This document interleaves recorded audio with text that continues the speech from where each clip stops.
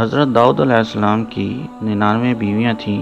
اس کے بعد آپ نے ایک دوسری عورت کو نکاح کا پیغام دیا، جس کو ایک مسلمان نے پہلے سے پیغام دے رکھا تھا، لیکن آپ کا پیغام پہنچنے کے بعد عورت کے اولیاء دوسرے کی طرف بھلا کب اور کیسے توجہ کر سکتے تھے؟ آپ سے نکاح ہو گیا، یہ بات شرعاً ناجائز تھی، نہ اس زمانے کی رسم و رواج کے خلاف تھی، لیکن حضرات انبیاء کرام علیہ السلام کی شان بہت ہی عرفہ و اعلیٰ ہوتی ہے۔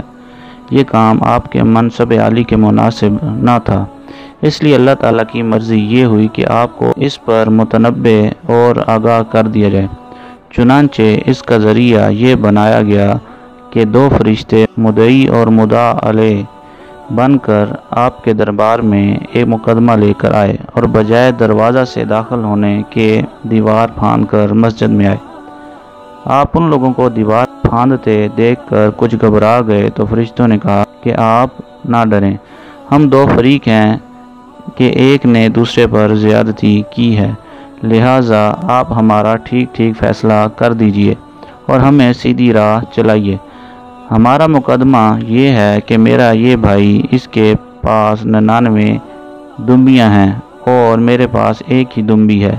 اب یہ کہتا ہے کہ تو اپنی ایک دمبی بھی میرے حوالے کر دے اور اس بات کے لیے مجھ پر دباؤ ڈالتا ہے۔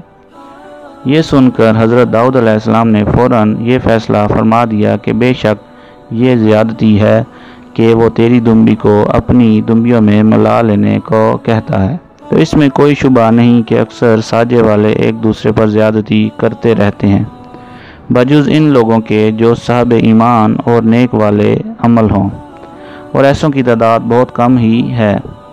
مقدمہ کا فیصلہ سنا کر حضرت داؤد علیہ السلام کا ماتھا ٹھنکا اور انہوں نے سمجھ لیا کہ اس مقدمہ کی پیشی در حقیقت یہ میرا امتحان تھا۔ چنانچہ فوراً ہی آپ سجدہ میں گر پڑے اور خدا سے معافی مانگنے لگے، تو اللہ تعالیٰ نے آپ کو معاف فرما دیا۔ چنانچہ قرآن مجید میں ہے کہ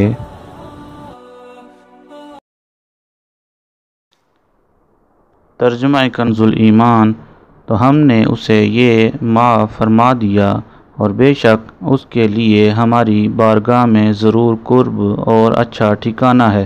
اے داؤد، بے شک ہم نے تجھے زمین میں نائب کیا، تو لوگوں میں سچا حکم کر اور خواہش کے پیچھے نہ جانا کہ تجھے اللہ کی راہ سے بہکا دے گی۔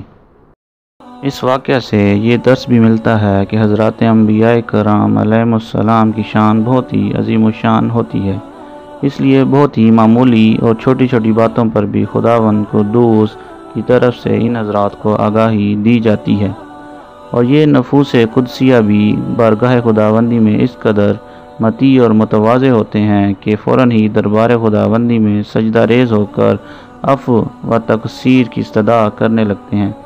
مثل مشہور ہے کہ نیک لوگوں کی نیکیاں مقربین کے لیے خطاؤں کا درجہ رکھتی ہے۔